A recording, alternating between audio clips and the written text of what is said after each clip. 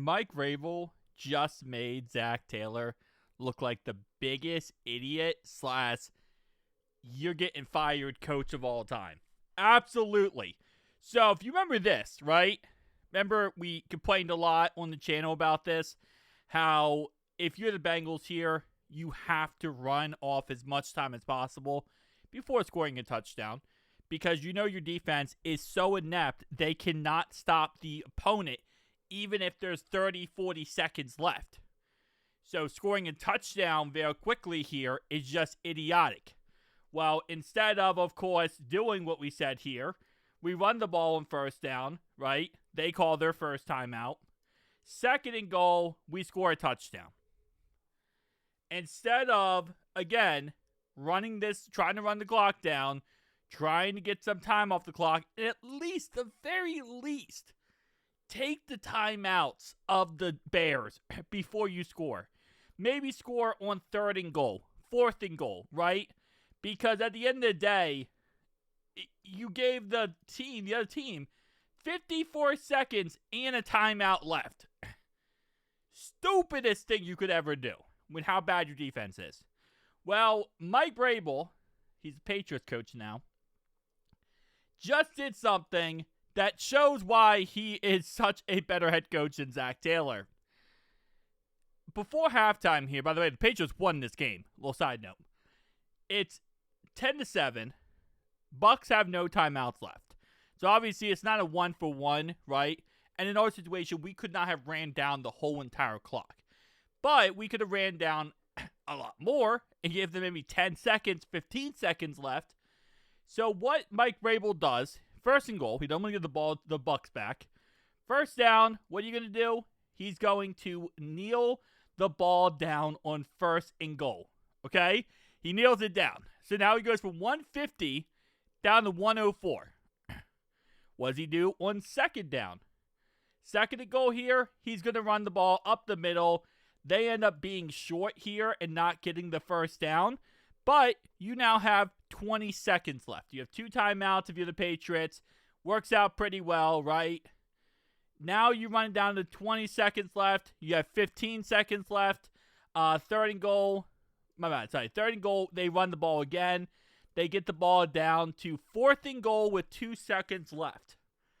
Now, if this doesn't work, right, you're either the craziest coach or you're the dumbest coach, right? It's you win by these type of things and you lose by these type of things. I don't think this needed to come down to a fourth and goal. And by the way, they do score a touchdown to Stephon Diggs, and this does work out. Here's what I would say. Go back, right? Go back to third and goal right there. Where we at right here? Hold up. There we go. That's when I score the touchdown if I'm the Patriots. That's when I score the touchdown.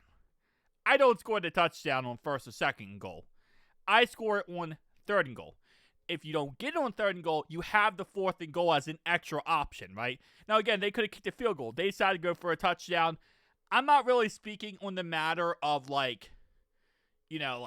whether they should have kicked a field goal or scored a touchdown. My whole perspective is, if they score a third and goal here, like the Bengals could have, then they would have been able to run off all the timeouts from the Bears, and then if they get a touchdown, Bears have no timeouts left. If they don't get on third and goal, you get on fourth and goal, right? So you don't want to go all out and, risk fourth and goal. Doesn't work out, you lose the game, right? But at the same time, that's why the first 2 downs, get rid of their timeouts. Third and goal, go, you try to score. If you can't, right, you call kind of like a gadget type play, a trick play, maybe an end around, something that keeps the clock running. That's the whole point on third and goal. You want to keep the clock running. The worst thing you could ever do on third and goal is an incomplete pass, right? So you want to keep the clock running. Fourth and goal, that's when, it's do or die. You got to get a touchdown. But again, this is a situation where if the Patriots would have scored on third and goal, it's not that big of a deal. They have 19 seconds left. Instead of them scoring on second and goal, like the Bengals did, right? And if they Patriots score on second and goal, Bucks have 1:04 left. That's plenty of time, right? And again, this is before halftime at the end of the game, but that's plenty of time. Get in the field goal range, feel comfortable, have a good kickoff return, right? Someone misses a tackle. Oh, wait, no, that's only the Bengals defense. But this situation, plenty of time. For the Bengals, just an absolute clusterfluff. First and goal, 1:03 left. What do? First down, you run the ball. They run the ball on first down. That's a great call because you use up the first timeout of the Bears. Second and goal, you run the ball again. And not only that, also didn't the first and goal play, I believe it got down. Hold up. No, second and goal didn't get really any yards. Never mind.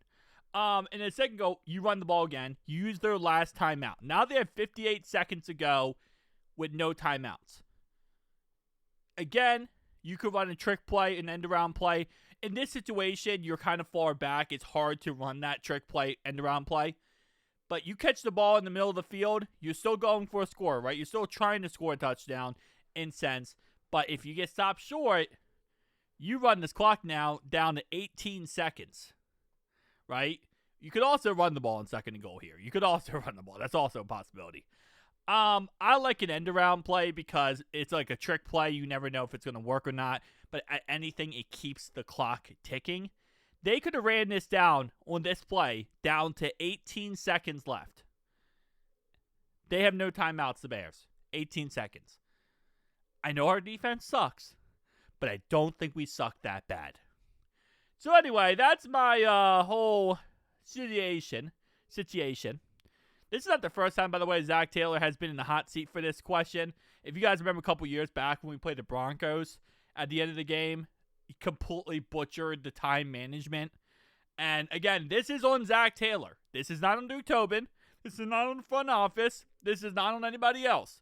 This is Zack Taylor at head coach and calling and managing situations like this. This is why Zack gets a lot of heat. This is why people want Zack fired, because he's not good at time management and critical game situations. What we've seen with Joe Flacco is, hey, he's a pretty decent offensive coordinator when everything is clicking and working well, right? That's not the problem. The offensive coordinator job is not the problem. The problem is he's not good at critical situations, time management, and making the correct call. Last week, he challenged the play. It gave the Bears a touchdown. Now, they would have scored anyway, let's be honest. But still, it's Zack Taylor, man. It's Zack Taylor. But again, like I said, tell me down below your thoughts and opinions. See you guys next one. Peace out.